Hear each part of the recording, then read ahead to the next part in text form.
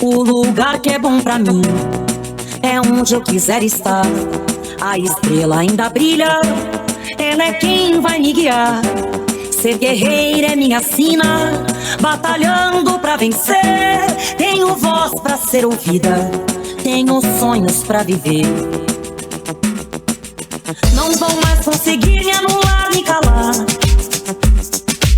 Ninguém vai me impedir de cantar e lutar. Seja em casa, no campo, na rua ou na praça, chega de mordaça, agora eu vou falar. Porque eu sou mulher pra fazer acontecer. Eu sou uma delas, são elas por elas, ocupando os espaços de poder. Porque eu sou mulher pra fazer acontecer. Eu sou uma delas, são elas por elas, ocupando os espaços de poder. Olá! Hoje é sábado e nesta semana discutimos sobre o aniversário do ECA e preparamos um resumo com os pontos mais importantes. Dia 13, domingo, 13 de julho, nós comemoramos os 35 anos do Estatuto da Criança e do Adolescente. Esse ECA, que eu costumo dizer que ele é tão mal falado e tão pouco conhecido, né, ele é um marco na história dos direitos das crianças e adolescentes. Com a promulgação da lei que cria o Estatuto da Criança e do Adolescente, a gente começa também a olhar a criança e a olhar o adolescente, primeiro, como sujeito de direitos. Nós já tínhamos na Constituição, que foi promulgada 2 anos antes, em 1988, o artigo 227, que fala da prioridade absoluta de crianças e adolescentes em todas as políticas, em todas as ações, nas ações de políticas de governo, das famílias, das comunidades. Então, o artigo 227 da Constituição Federal, ele já nos iluminava naquela época. Criança é prioridade absoluta e, como tal, as políticas e planos e programas têm que ser tratados, ou seja, dando prioridade absoluta a elas.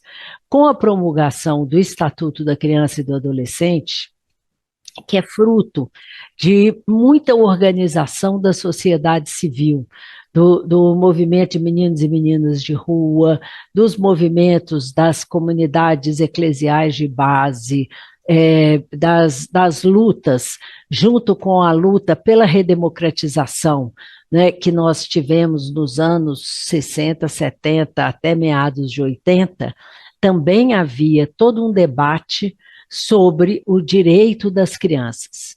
E eu penso que a gente tem que ter um destaque ao lembrar que o que vigorava no Brasil era o Código de Menores.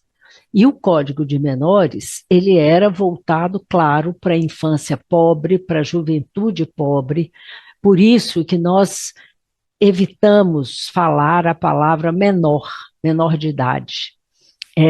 Porque ela já traz consigo a conotação, né, dessa ideia, dessa mentalidade menorista, em que menores são crianças e adolescentes pobres que cometem infrações. E por que a gente tem que mudar isso? Porque o Estatuto traz para a gente a visão muito correta de que, primeiro, crianças e adolescentes são sujeitos de direitos. Elas não estão sendo preparadas para, elas estão vivendo o ali, o aqui, o agora. Essa vivência, se ela for cercada de respeito, de dignidade, de direitos cumpridos, ou seja, direito à educação, direito à saúde, direito à segurança, isso, claro, né, vai ajudar a formar crianças mais seguras, mais espertas, mais inteligentes, com autoestima maior, né? E, evidentemente, serão adolescentes e adultos mais competentes, mais formados para entender o mundo e se entender no mundo. Por isso, essa mudança parece uma mudança só de uma palavra, um nome, mas ela é mais do que isso.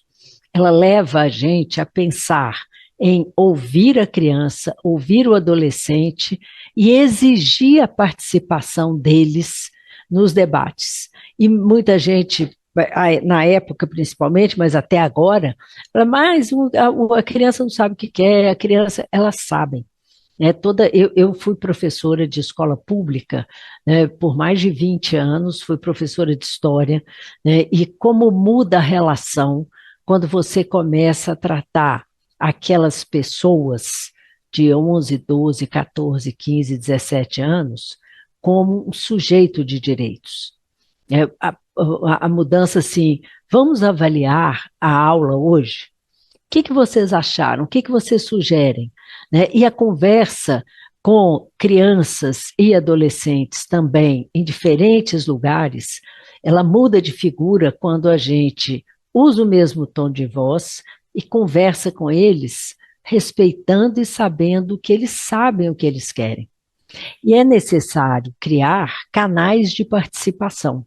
Então, hoje não, já há mais de 10 anos, mas o CONANDA criou o CPA, que é o Comitê de Participação dos Adolescentes, que é um processo formativo a partir dos estados. Esses adolescentes são eleitos, são escolhidos, 3 por cada unidade da federação, e eles participam de momentos de formação, eles formulam propostas, eles analisam proposições do CONANDA, e toda reunião do CONANDA, que são reuniões mensais, nós temos a participação qualificada dos adolescentes do CPA.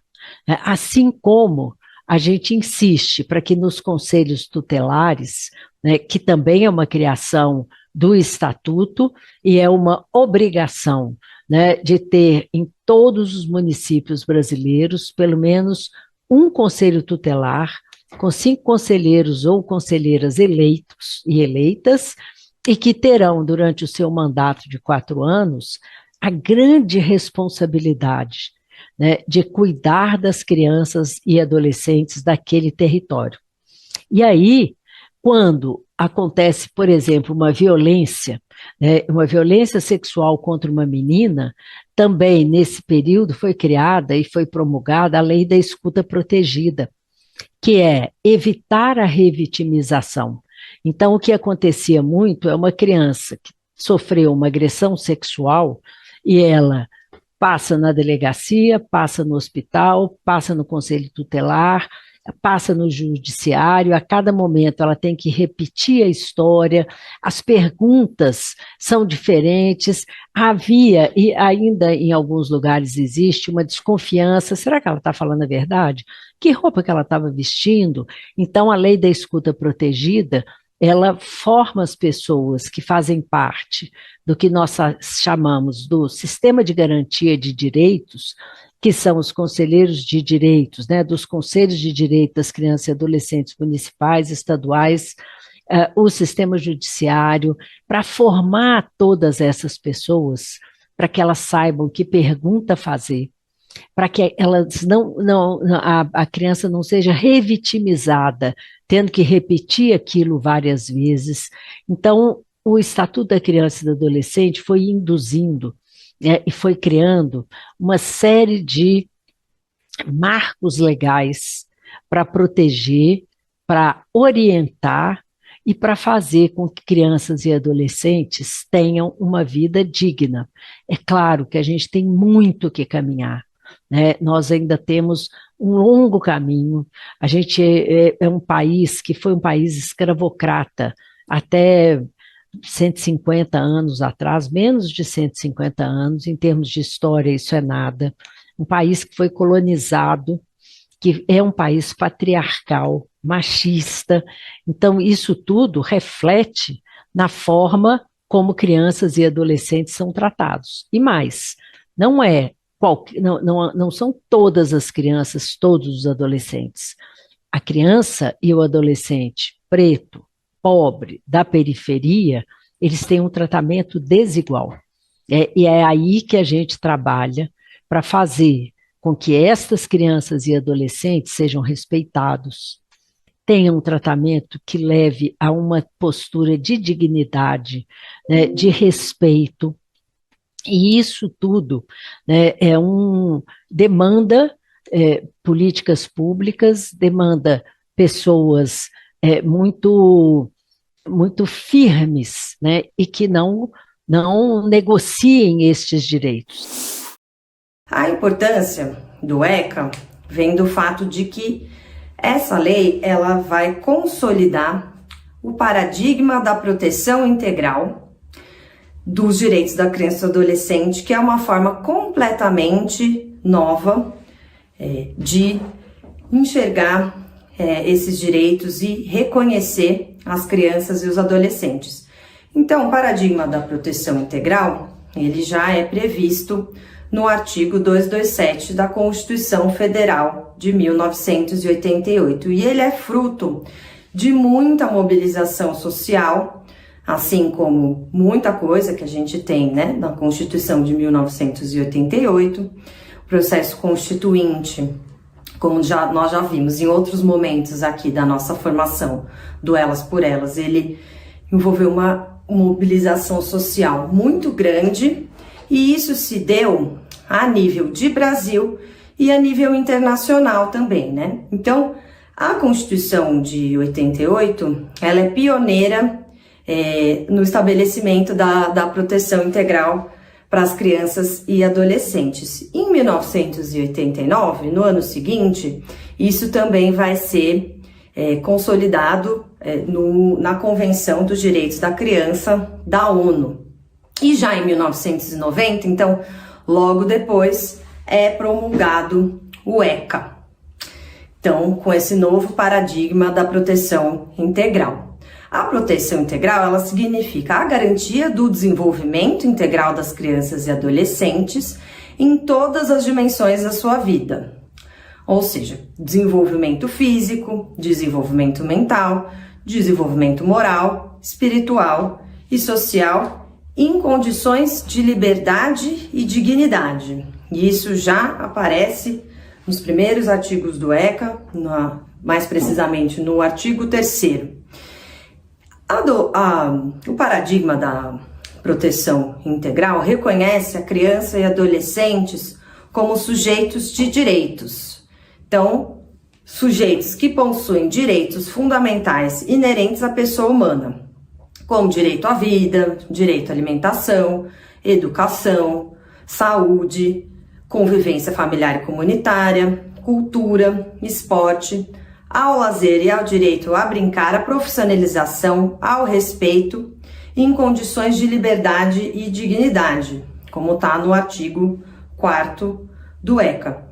Então, reconhecer as crianças e adolescentes como sujeitos de direitos significa reconhecer a agência das crianças e dos adolescentes, né? Então, são sujeitos que têm uma opinião, inclusive, sobre as suas próprias condições de garantia de direitos, né? E ao passo que a Constituição de 88, a Convenção da Criança da ONU de 89 e o ECA reconhecem a criança e o adolescente como sujeitos de direitos, eles também reconhecem, né, a proteção integral também inclui que esses sujeitos estão em uma condição peculiar de desenvolvimento. Ou seja, as crianças e os adolescentes não podem ser responsabilizados da mesma forma que os adultos, inclusive pela garantia dos seus direitos, necessitando proteção especial da família, da sociedade e do Estado, como está no artigo 6º do ECA. Então, a proteção integral, ela reconhece a criança e adolescente como sujeito de direito, em condição peculiar de desenvolvimento e que é prioridade absoluta. Então, as crianças e adolescentes têm preferência na formulação e na execução das políticas sociais públicas. Elas têm a primazia de receber proteção e socorro em qualquer circunstância, uma precedência de atendimento nos serviços públicos ou de relevância pública e uma destinação privilegiada de recursos públicos nas áreas relacionadas com a proteção à infância e à juventude. Isso também está no artigo 4º. Essa prioridade absoluta, ela significa que deve prevalecer sempre, em qualquer situação de política, de decisão, ações que envolvem crianças e adolescentes, o que é chamado de o melhor interesse da criança, buscando sempre o seu bem-estar e o desenvolvimento pleno. Para efetivar os direitos da criança e do adolescente, a responsabilidade é compartilhada. Então, é dever da família, da sociedade e do Estado garantir os direitos da criança e do adolescente. São todos responsáveis no desenvolvimento integral das crianças e dos adolescentes. E veja que estabelecer que tanto a família como o Estado como a sociedade são responsáveis, né, pelos direitos da criança e do adolescente significa que deve ser sempre considerado o melhor interesse da criança. Então, não deve prevalecer eventuais interesses de adultos sobre os interesses das crianças e adolescentes, que, de acordo com o artigo 5º do ECA, não serão objeto, nenhuma criança ou adolescente será objeto de qualquer forma de negligência, discriminação, exploração, violência, crueldade e opressão.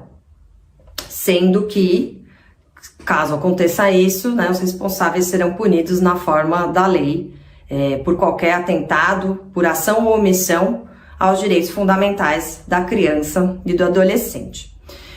A proteção integral, ela também instituiu o Sistema de Garantia de Direitos da Criança e do Adolescente, que muitas vezes é abreviado como SGD, né? Que é o sistema que efetiva a proteção integral. Então, ele é composto por órgãos, instituições e mecanismos que atuam nessa promoção e proteção da defesa dos direitos da criança e do adolescente. Envolvendo poder executivo em todas as suas dimensões, então, prefeitura, Estado e União, no Sistema Único de Saúde, SUS, no Sistema Único de Assistência Social, o SUAS, na educação, em todas as dimensões, o poder legislativo, o poder judiciário, incluindo tanto os próprios, né, juízes, tribunais, como também as defensorias públicas, o Ministério Público, os conselhos de direitos da criança e do adolescente e os conselhos tutelares. Então, o sistema de garantia de direitos, que é composto por esse conjunto de instituições, né, que é bem amplo, ele tem uma centralidade na participação social, né? Então, foram criados conselhos de direitos da criança e do adolescente, a nível municipal, estadual e nacional. Esses conselhos de direitos, eles são órgãos paritários, o que significa que eles são compostos metade por representantes do governo e metade por representantes da sociedade civil, e eles têm um caráter deliberativo e controlador. Então, eles são responsáveis pela formulação, deliberação e controle das políticas públicas para as crianças e adolescentes, estabelecendo diretrizes por meio de resoluções que têm que ser seguidas e fiscalizando a execução das políticas públicas. Fique com a TV Elas por Elas Formação, que semana que vem tem mais.